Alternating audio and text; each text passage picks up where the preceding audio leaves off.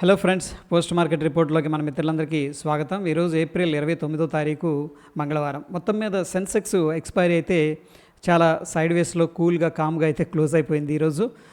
అయితే future and options సంబంధించి SEBI కొన్ని నిర్ణయాలు అనేది తీసుకోవాలని చెప్పేసి ఆలోచిస్తుంది. దాని తర్వాత గోల్డ్ గురించి కూడా ఒక స్మాల్ అప్డేట్ అయితే ఉంది, చూద్దాం. దాని తర్వాత బిగ్ ప్లేయర్స్ ఏ విధంగా వాళ్ళ పొజిషన్స్ ఉన్నాయి అనేది కూడా చూద్దాం. ఇక్కడ ఐటీ కానీ, consumer durables, Nifty, oil and gas ఈరోజు సెక్టార్లో కొంత గ్రీన్లో ఉండగా, ఫార్మాలో కానీ, media and health care, media ఎంటర్టైన్మెంట్లో సిగ్నిఫికెంట్గా ఏంటంటే ప్రాఫిట్ బుకింగ్ అనేది జరిగినట్టు తెలుస్తుంది. మొత్తం మీద 70% ఇండిసెస్ అయితే నెగిటివ్లో క్లోజ్ అవ్వడం గమనార్హం. ఇక సెబీ ఇంతకుముందే చాలా వాటికి స్ట్రిక్ట్ నామ్స్ అనేది తీసుకొచ్చింది. ముఖ్యంగా రిటైలర్స్ యొక్క పార్టిసిపేషన్ని ఆప్షన్స్ ట్రేడింగ్లోంచి తగ్గించాలి అని చెప్పేసి. అయితే ఇప్పుడు కొన్ని కీ ఫ్యాక్టర్స్ అనేది వీళ్ళ దృష్టికి రావడం జరిగింది. ముఖ్యంగా ఇక్కడ ఏంటంటే హై ఫ్రీక్వెన్సీ ట్రేడింగ్ చేసేవాళ్ళు కానీ, ఫారిన్ పోర్ట్ఫోలియో ఇన్వెస్టర్స్ కానీ వాళ్ళు అంటున్నారంటే ఇప్పుడు ఏం చేసిందంటే సెబీ 5,000 లిమిట్ మించి వాళ్ళు పొజిషన్స్ అనేది తీసుకోకూడదు అనమాట. 5,000 కోట్ల రూపాయల విలువ గల ఆర్డర్ మించి దాటి తీసుకోకూడదని చెప్పేసి. బట్ ఇప్పుడు వాళ్ళు ఏంటంటే 15,000 crores అనేది దాన్ని చేస్తే బాగుంటుందని చెప్పేసి రిక్వెస్ట్ చేయడం అనేది జరిగింది. సో ప్రాబ్లీ వీటన్నిటి కన్సిడర్ చేస్తుందేమో అని చెప్పేసి అనిపిస్తూ ఉంది. ఎందుకంటే లిక్విడిటీ ఇష్యూ అనేది చాలా ఉంది అండ్ డ్రై అయిపోతుంది మార్కెట్స్లో. సో మార్కెట్లో స్పెక్యులేషన్ తగ్గుతుంది రిటైలర్స్ పార్టిసిపేషన్ నుంచి అనుకుంటే కూడా వాళ్ళు ఇతరితర మార్గాలకు కూడా వీళ్ళు వెళ్ళిపోతూ ఉన్నారనమాట, డబ్బా ట్రేడింగ్ అటువంటి వాటికి. సో ప్రాబ్లీ ఏదన్నా కన్సిడర్ చేస్తుందేమో చూద్దాం. గోల్డ్ విషయానికి వచ్చేసరికి ఈ మధ్యకాలంలో స్ట్రాంగ్ డిమాండ్ అనేది కనిపించింది. ముఖ్యంగా చైనా వాళ్ళు కూడా కొంత పెట్టుబడులు అనేది పెడుతూ ఉన్నారు. ఆఫ్ కోర్స్ ఏంటంటే కన్జంప్షన్ కూడా చాలా స్ట్రాంగ్ డిమాండ్ కలిగి ఉంది. ఎల్లో మెటల్ అంటే గోల్డ్ 10 గ్రాములు ₹1,00,000 దాకా వెళ్ళింది అప్రాక్సిమేట్గా. సో చాలా హైలో ఉందని చెప్పేసి చెప్పుకోవచ్చు. అయితే జనరల్గా ఏంటంటే చాలామంది ట్రేడర్స్, ఆర్బిట్రేజ్ చేసేవాళ్ళు వీరందరూ కూడా గోల్డ్, సిల్వర్తో ట్రేడ్ చేస్తూ ఉంటారనమాట. పెయిర్స్ అవి యాక్చువల్గా. అయితే ఈ రేషియో అనేది 100 అయింది. అంటే అర్థం ఏంటంటే ఇప్పుడు ఒక యూనిట్ గోల్డ్ ఇచ్చుకుంటే 100 యూనిట్స్ సిల్వర్ అనేది ఉందన్నమాట ఇప్పుడున్న సిచ్యువేషన్లో. అంటే అంత డిఫరెన్స్ ప్రైసు వ్యత్యాసం అనేది రావడం జరిగింది. బట్ దీని అర్థం ఏంటంటే గోల్డ్, సిల్వర్ జనరల్గా ఏంటంటే ఒక ప్యారలల్గా మూవ్ అవుతూ ఉంటాయి. బట్ ఈసారి సిల్వర్ అక్కడే ఉంది, గోల్డ్ మాత్రం పీక్కి వెళ్ళిపోయింది. ఆ డిఫరెన్స్ అనేది కనిపిస్తుంది. జనరల్గా ఎలా ఉంటుందంటే 50 to 70 ఉంటుంది అనమాట. అంటే ఒక 70 యూనిట్లు సిల్వర్ ఇస్తే 1 యూనిట్ గోల్డ్ అనేది ఈక్వల్గా ఉండేది. బట్ ఈసారి 100కి వెళ్ళింది. అంటే గోల్డ్ చాలా సిగ్నిఫికెంట్గా రైజ్ అయింది, సిల్వర్ అనేది అండర్ పర్ఫామ్ చేసిందని చెప్పేసి అర్థం చేసుకోవచ్చు. అయితే గోల్డ్ పీక్లో ఉంది, దాన్ని ఫాలో అవ్వాల్సిన సిల్వర్ మాత్రం అక్కడే ఆగిపోయింది కాబట్టి సో ప్రాబ్లీ సిల్వర్ కూడా కొద్దిగా మూవ్ అవ్వచ్చు అనేది ఒక ఎక్స్పెక్టేషన్ అని చెప్పేసి చెప్పుకోవచ్చు మార్కెట్లో. డిఫెన్స్కి సంబంధించిన స్టాక్స్, ఎందుకంటే జియో పొలిటికల్ ఇష్యూస్ అనేది రైజ్ అవుతూ ఉన్నాయి. ముఖ్యంగా వాతావరణం అనేది కొనసాగుతూ ఉంది ఈ ఇండియా కంటే పాకిస్తాన్కి మధ్యలో. అందుకని డిఫెన్స్ స్టాక్స్ ఏంటంటే సిగ్నిఫికెంట్గా రైజ్ అవుతూ వస్తూ ఉన్నాయి. అండ్ నిన్న పెరిగిన ఈరోజు కూడా దగ్గర 5% నుంచి 10% దాకా పెరగడం అనేది జరిగింది. సో జియో పొలిటికల్ అన్సర్టనిటీస్ అనేది కలిగినప్పుడు ఎక్కువగా డిఫెన్స్లో స్టాక్స్లో ఏంటంటే మొమెంటం అనేది సిగ్నిఫికెంట్గా కలుగుతూ వస్తూ ఉంది, గమనించండి. జెన్సాల్ ఇంజనీరింగ్ ఈ కంపెనీ ప్రమోటర్స్ ఫ్రాడ్ అనేది చేశారు. అయితే ఈడీ రైట్స్ అనేది అగైన్ మళ్ళీ గురుగ్రామ్లో స్టార్ట్ చేసింది. ఆల్రెడీ ఇది రీసెంట్ హై నుంచి కూడా 90% దాకా డ్రాప్ అయింది. ఈరోజు చూసుకున్నట్టు మళ్ళీ 5% అనేది పడటం అనేది జరిగింది. ఇక Q4 రిజల్ట్స్ అనేది ఆల్రెడీ స్టార్ట్ అయిపోయినాయి. దాని ఇంపాక్ట్ ఏంటంటే యూకో బ్యాంక్ మీద పాజిటివ్గా ఉంది. AWL, agri and Castrol India shares వచ్చేసరికి నెగిటివ్గా రియాక్ట్ అయినాయి. ఎందుకంటే ఎర్నింగ్స్ అనేది ఇన్వెస్టర్స్ చాలా జాగ్రత్తగా మానిటర్ చేస్తూ ఉన్నారు. సో మంచిగా రిజల్ట్స్ ఇస్తూ ఉన్నాయి అండ్ ఫ్యూచర్ కూడా గ్రోత్ బాగుంటుంది అనుకున్నప్పుడు ఏంటంటే వాటిలో పెట్టుబడులు అనేది పెడుతున్నారు. లేదు కొద్దిగా ఇబ్బందిగా ఉంది, స్ట్రగుల్ అవుతుంది అనుకున్నప్పుడు అటువంటి కంపెనీ నుంచి బయటకు రావడం అనేది జరుగుతుంది. అది సహజంగా జరిగేది. అది ఇండియాలో చాలామంది ఫేమస్ ఇన్వెస్టర్స్ ఉన్నారు. మనందరికీ తెలిసింది విజయ్ కేడియా గారు కానీ, రాకేష్ జుంజునవాలా గారు అట్లాగా.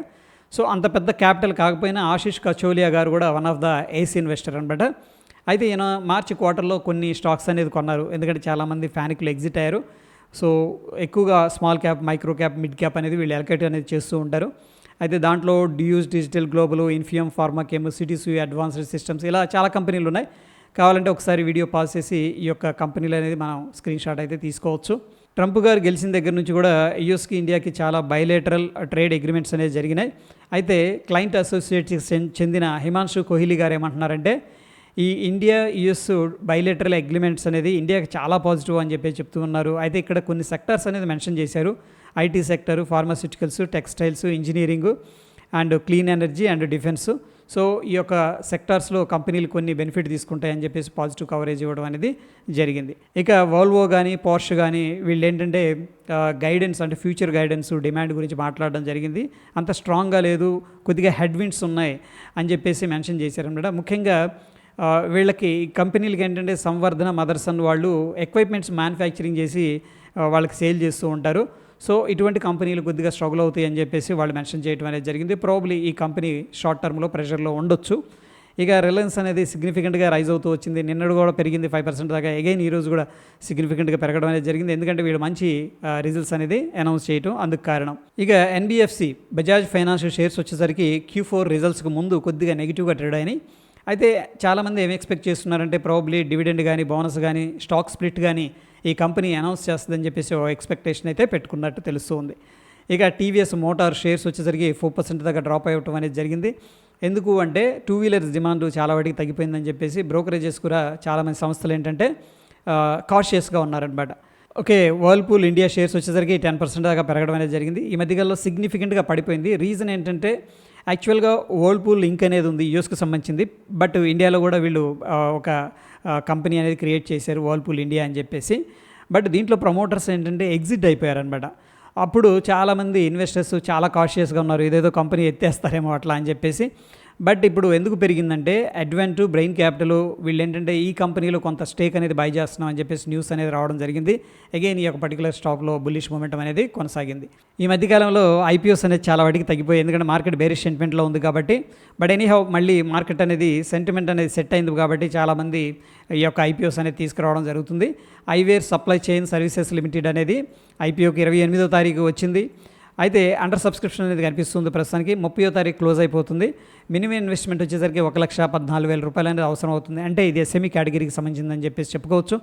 ఇక ఏథర్ ఎనర్జీ లిమిటెడ్ అనేది కూడా ఐపీఓకి 28వ తారీఖు స్టార్ట్ అయిపోయింది, 30వ తారీఖు క్లోజ్ అయిపోతుంది. అయితే ఫ్రెండ్స్ దీంట్లో కూడా ఏంటంటే అండర్ సబ్స్క్రిప్షన్ అనేది కనిపిస్తుంది. ఇది వచ్చేసరికి మెయిన్ బోర్డుకి సంబంధించిన ఐపీఓ. ప్రస్తుతం దీంట్లో మనం ఇన్వెస్ట్ చేయాలంటే కూడా 13,984 రూపాయలు అనేది ఉంటే సరిపోతుంది. ఇక ఎస్ఎంఈ కేటగిరీకి సంబంధించిన కెన్రిక్ ఇండస్ట్రీస్ లిమిటెడ్ అనేది ఐపీఓకు 29వ తారీఖు రావడం అనేది జరిగింది. ఈరోజు సబ్స్క్రిప్షన్ వచ్చేసరికి అండర్ సబ్స్క్రిప్షన్ కనిపిస్తుంది. దీంట్లో ఇన్వెస్ట్ చేయాలంటే 1,50,000 రూపాయలు అనేది అవసరం అవుతుంది. అరుణాయ ఆర్గానిక్ లిమిటెడ్ అనేది ఐపీఓకి రావడం జరిగింది. ఇది ఎస్ఎంఈ కేటగిరీకి సంబంధించింది. 29వ తారీఖు ఓపెన్ అయింది. ఈరోజు 2వ తారీఖున సబ్స్క్రిప్షన్ క్లోజ్ అవుతుంది. అయితే ఇది అండర్ సబ్స్క్రిప్షన్ అనేది కనిపిస్తుంది. ఎస్ఎంఈ కేటగిరీకి సంబంధించింది. దీంట్లో మనం అప్లై చేయాలంటే కూడా 1,10,000 రూపాయలు అనేది అవసరం అవుతుంది. ఇక వ్యాగన్స్ లెర్నింగ్ లిమిటెడ్ అనేది ఐపీఓకి అనేది 2వ తారీఖు వస్తుంది, 6వ తారీఖు క్లోజ్ అవుతుంది. దీంట్లో మనం అప్లై చేయాలంటే 1,24,800 రూపాయలు అనేది అవసరం అవుతుంది. అయితే ఇక్కడ మనకి మొత్తం కూడా సబ్స్క్రిప్షన్ అయితే మాత్రం ఎక్కడ కూడా 100% అనేది కనిపించలేదు. దీన్ని బట్టి ఏంటంటే అంత స్ట్రాంగ్ డిమాండ్ అయితే లేదని చెప్పేసి మనం అర్థం చేసుకోవచ్చు. ఇక బిగ్ ప్లేయర్స్ పొజిషన్స్ అనేది ఒకసారి చూద్దాం. ముఖ్యంగా నిఫ్టీ 24,335 దగ్గర క్లోజ్ అయింది, అంటే 300 పైన క్లోజ్ అయింది. 300 అనేది ఒక ఇంపార్టెంట్ సపోర్ట్ లాగా ఉంది. ఎనీహౌ రేపైతే మనకి ఎక్స్పైరీ ఉంది ఫ్రెండ్స్, ఎందుకంటే ఎల్లుండి మనకి హాలిడే ఉంది కాబట్టి. పుట్ కాల్ రేషియో అనేది మనం చూసుకున్నట్లయితే 0.84 అనేది చూపిస్తుంది, అంటే 1 గంట తక్కువ ఉందంటే స్లైట్గా బేరిష్గా ఉందని చెప్పేసి చెప్పుకోవచ్చు. ఓకే, సో ప్రీవియస్గా కొంచెం బుల్లిష్గా ఉంది, బట్ ఇంపార్టెంట్ లెవెల్స్ కొద్దిగా రెసిస్టెన్స్ అనేది ఫేస్ చేస్తున్నాయి. ఆల్రెడీ ప్రాఫిట్లో ఉన్న వాళ్ళు కొద్దిగా ప్రాఫిట్ బుకింగ్ చేస్తున్నారేమో. ఇక బ్యాంక్ నిఫ్టీ ఎక్స్పైరీ అనేది మనం తీసుకున్నట్టయితే పుట్ కాల్ రేషియో అనేది 0.91 అనేది చూపిస్తుంది. దీంట్లో కూడా కొద్దిగా బేరిష్ సెంటిమెంట్ అనేది కనిపిస్తుంది. ఇక సెన్సెక్స్ విషయానికి వచ్చేసరికి ఈరోజు అయితే ఎక్స్పైరీ అయిపోయింది. నెక్స్ట్ వీక్ ఎలా ఉందనేది చూస్తే పుట్ కాల్ రేషియో అనేది 0.8 అనేది చూపిస్తుంది. అగైన్ ఏంటంటే as per the put call ratio స్లైట్గా బేరిష్ సెంటిమెంట్లో ఉన్నట్టు తెలుస్తుంది. ఇక ఇండియా విక్స్ అనేది మనం పరిశీలన చేసినట్టయితే 2.5% అనేది ఇంక్రీజ్ అయింది. డెఫినెట్గా ఇండియన్ మార్కెట్స్ కొద్దిగా వోల్టైల్గా ఉన్నాయని చెప్పేసి అర్థం చేసుకోవచ్చు. ఇక డౌ జోన్స్ ఇండస్ట్రియల్ యావరేజ్ మనం పరిశీలన చేసినట్టు ఫ్యూచర్స్ అనేది ప్రస్తుతానికి అయితే స్లైట్ గ్రీన్లో ట్రేడ్ అవుతున్నాయి. మనం చూస్తున్న సమయానికి 170 పాయింట్స్ పాజిటివ్గా ట్రేడ్ అవుతుంది. ఇక డాలర్ ఇండెక్స్ అయితే స్లైట్గా కన్సోలిడేషన్లో ఉంది. అండ్ నిఫ్టీలో మనం చాలా లెవెల్స్ అనేది మెన్షన్ చేసుకున్నాం. ఓకే, ఎనీహౌ కంగారు పడద్దు, దీంట్లో మనం ఏంటంటే లోవర్ టైం ఫ్రేమ్స్కి వెళ్దాం. సో ప్రీవియస్గా మనం ఏమనుకున్నామంటే ఈ యొక్క స్వింగ్ హై ఇది మల్టిపుల్ టైమ్స్ రెసిస్టెన్స్ తీసుకుంది 24,360 అనేది. ఈరోజు డైరెక్ట్గా గ్యాప్ అప్ అయింది. ఓకే, దాని తర్వాత గ్యాప్ అప్ అయిన దగ్గర నుంచి కూడా షార్ట్ కవరింగ్ ర్యాలీ అనేది వచ్చింది, బట్ సస్టైన్ అవ్వలేదు. ఇది మనం ప్రీ మార్కెట్లోనే చెప్పుకున్నాం, ఎందుకంటే అడ్వాన్స్ డిక్లైన్ రేషియో అనేది చూసుకున్నట్టు అంత ఫేవరబుల్గా బుల్లిష్గా అనిపించలేదు. ప్రాబ్లీ కొద్దిగా కన్సోలిడేషన్ కానీ అట్లా ఉండొచ్చు అని చెప్పేసి వాళ్ళు ఏం చేశారంటే ఈరోజు హైకి వెళ్ళిన తర్వాత సెల్లింగ్ అనేది స్టార్ట్ చేసి ప్రస్తుతానికి ఏంటంటే ఏదైతే ఇంపార్టెంట్ రెసిస్టెన్స్ లెవెల్ అనుకున్నామో ఆ రెసిస్టెన్స్ లెవెల్కి కిందే క్లోజ్ చేశారనమాట. ఇది ఇంపార్టెంట్ రెసిస్టెన్స్ లెవెల్. ఇక టెక్నికల్గా మనం ఏం చూడొచ్చు అంటే ప్రస్తుతానికైతే 24,300 అనేది ఒక సపోర్ట్ అయితే కనిపిస్తుంది. ఈ లెవెల్ అనేది బ్రేక్ డౌన్ జరిగిందనుకోండి, ఎందుకంటే ఇక్కడ చాలా టైమ్స్ స్పెండ్ చేసిందనమాట 24,300 దగ్గర. ఈ లెవెల్ బ్రేక్ డౌన్ చేస్తే 24,226కి రావడానికి అయితే పాసిబిలిటీస్ అయితే కనిపిస్తూ ఉన్నాయి. Anyhow market important resistance level అనుకున్నాం కదా, ఈ లెవెల్ అనేది బ్రేక్అవుట్ అయిందంటే 24,360, నెక్స్ట్ 24,500కి అప్రాక్సిమేట్గా వెళ్ళడానికి అయితే పాసిబిలిటీస్ కనిపిస్తూ ఉన్నాయి. ఇక బ్యాంక్ నిఫ్టీలో కూడా ఈరోజు సేమ్ ప్రీవియస్ రెసిస్టెన్స్ లెవెల్ పైన ఓపెన్ అయింది. బట్ ప్రీవియస్గా రెసిస్టెన్స్ ఉందన్నమాట ఇక్కడ, ఏది 55,960 దగ్గర. అక్కడి నుంచి కూడా మళ్ళీ ప్రాఫిట్ బుకింగ్ అనేది చేసుకొని ప్రీవియస్గా ఏదైతే రెసిస్టెన్స్ లెవెల్ ఉందో అదే రెసిస్టెన్స్ లెవెల్ కింద క్లోజ్ అవ్వడం అనేది జరిగింది. సో ప్రస్తుతానికి 55,300 దగ్గర ఒక ఇంపార్టెంట్ సపోర్ట్ అయితే కనిపిస్తుంది. సో ఈ లెవెల్ అనేది బ్రేక్ చేసిందంటే కూడా నెక్స్ట్ 54,900కి రావడానికి అయితే పాసిబిలిటీస్ అనేది కనిపిస్తూ ఉన్నాయి. ఒకవేళ ఈ లెవెల్ అనేది కొద్దిగా కన్సల్టేషన్ తీసుకొని బ్రేక్అవుట్ అయిందంటే నెక్స్ట్ మనకి 56,000 లెవెల్కి వెళ్ళడానికి అయితే చాలా పాసిబిలిటీస్ అనేది కనిపిస్తూ ఉన్నాయి. ఇక సెన్సెక్స్లో మనం 1 అవర్ టైం ఫ్రేమ్లో ఒకసారి ఇంపార్టెంట్ లెవెల్స్ అనేది చూసుకున్నట్టయితే సేమ్ అనమాట, ఇక్కడ కూడా కొద్దిగా డిస్ట్రిబ్యూషన్ అనేది జరుగుతుంది. షార్ట్ టర్మ్ టైం ఫ్రేమ్లో 80,150, 200 అనేది ఇంపార్టెంట్ సపోర్టు. ఆ లెవెల్ అనేది బ్రేక్ డౌన్ జరిగింది అనుకోండి, మనకి ఇక్కడ దాకా 79,565 దాకా రావడానికి అయితే పాసిబిలిటీస్ అయితే కనిపిస్తూ ఉన్నాయి. ఇక గోల్డ్ విషయానికి వచ్చేసరికి మనకి ఇక్కడ ఇంపార్టెంట్ రెసిస్టెన్స్ అనుకున్నాం. నిన్నటి రోజున సపోర్ట్ దగ్గర నుంచి రెసిస్టెన్స్కి వెళ్ళింది, రెసిస్టెన్స్ దగ్గర నుంచి కూడా మళ్ళీ ప్రాఫిట్ బుకింగ్ అనేది జరిగింది. ప్రస్తుతానికి కొద్దిగా సైడ్ వేస్ యాక్టివిటీ అనేది కనిపిస్తుంది. సో ప్రాబబ్లీ మళ్ళీ 2 వాట్స్ సపోర్ట్ దాకా రావడానికి అయితే పాసిబిలిటీస్ అనిపిస్తూ ఉన్నాయి. ఇక్కడ కొద్దిగా బౌన్స్ అయ్యి ఇక్కడ బ్రేక్అవుట్ జరిగిందంటే ఫాస్ట్ మూమెంట్ అనేది రావడానికి సిగ్నిఫికెంట్గా ఛాన్సెస్ అయితే కనిపిస్తూ ఉన్నాయి. నెక్స్ట్ ఇంపార్టెంట్ లెవెల్ వచ్చేసరికి 92,728 అని చెప్పేసి చెప్పుకోవచ్చు. ఇక క్రూడ్ ఆయిల్లో మనం ఈ ప్యాటర్న్ అనేది అబ్జర్వ్ చేసాం. ఈ ప్యాటర్న్ అయితే ఎప్పుడైతే బ్రేక్ డౌన్ జరిగిందో కొద్దిగా కన్సల్టేషన్ తీసుకొని స్లోగా కిందకి రావడం అనేది చేస్తుంది. సో ప్రాబబ్లీ ఏంటంటే మనం 5,055 దాకా డౌన్ సైడ్ అయితే ఉన్నాయి. అఫ్కోర్స్ ఇక్కడ మైక్రో లెవెల్లో సపోర్ట్ లెవెల్స్ కొద్దిగా అక్కడక్కడ కనిపిస్తూ ఉన్నాయి. ఈ లెవెల్స్ ఏంటంటే ప్రాబబ్లీ కొద్దిగా ప్రాఫిట్ బుకింగ్ అనమాట, అంటే ఎవరైతే సేల్ చేశారో వాళ్ళు ఇక్కడికి వచ్చినాక రికవర్ చేయడానికి పాసిబిలిటీస్ అయితే కనిపిస్తూ ఉన్నాయి. ఇన్ బిగ్గర్ పిక్చర్లో 5,055 అనేది మనకి ఇంపార్టెంట్ స్ట్రక్చరల్గా ఉన్న సపోర్ట్ అని చెప్పేసి చెప్పుకోవచ్చు. ఇక బిట్ కాయిన్ విషయానికి వచ్చేసరికి మనకి ఇక్కడ ఒక రెసిస్టెన్స్ లెవెల్ అయితే కనిపిస్తుంది ప్రస్తుతానికి, అండ్ ఇంపార్టెంట్ సపోర్ట్ అయితే ఇక్కడ కనిపిస్తుంది. సో టెక్నికల్గా ఇది కూడా వెరీ ఇంపార్టెంట్ సపోర్ట్ అనమాట. ఏది 92,900 అంటే 93,000 అని చెప్పేసి చెప్పుకోవచ్చు. So 93,000 important support. ప్రస్తుతానికైతే మనకు ట్రెండ్ లైన్ కనిపిస్తుంది కదా, ఆ ట్రెండ్ లైన్ ఏదైనా బ్రేక్ డౌన్ జరిగిందంటే కూడా కొద్దిగా ఫాస్ట్గా మూవ్ అవ్వడానికి ఆస్కారం అయితే డౌన్ సైడ్ కనిపిస్తుంది. ఒకవేళ మార్కెట్ బ్రేక్అవుట్ అప్ సైడ్ వెళ్ళాలంటే కూడా ఈ యొక్క ట్రెండ్ లైన్ అనేది వెరీ ఇంపార్టెంట్. ఈ ట్రెండ్ లైన్ బ్రేక్అవుట్ అయిందంటే నెక్స్ట్ మనకి ఇమీడియట్గా ఉన్న రెసిస్టెన్స్ లెవెల్ ఇది.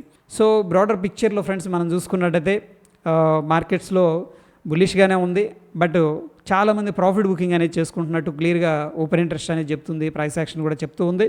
సో చూద్దాం, కొద్దిగా సైడ్ వేస్ యాక్టివిటీ అనేది జరిగే అవకాశాలు అయితే మనం కపుల్ ఆఫ్ డేస్ ఎక్స్పెక్ట్ చేసుకోవచ్చు. దాని తర్వాత అగైన్ మళ్ళీ బుల్లిష్ మొమెంటం అనేది కొనసాగడానికి అయితే పాసిబిలిటీస్ ఎక్కువగా కనిపిస్తూ ఉన్నాయి. సో ఇది పోస్ట్ మార్కెట్కి సంబంధించిన అప్డేట్స్. వీడియో ఇన్ఫర్మేటివ్గా అనిపిస్తే తప్పకుండా లైక్ చేసి మీ యొక్క సపోర్ట్ అనేది తెలియజేయండి. మరొక ఇంట్రెస్టింగ్ ఎపిసోడ్ మళ్ళీ కలుసుకుందాం ఫ్రెండ్స్. Stay tune. ధన్యవాదాలు.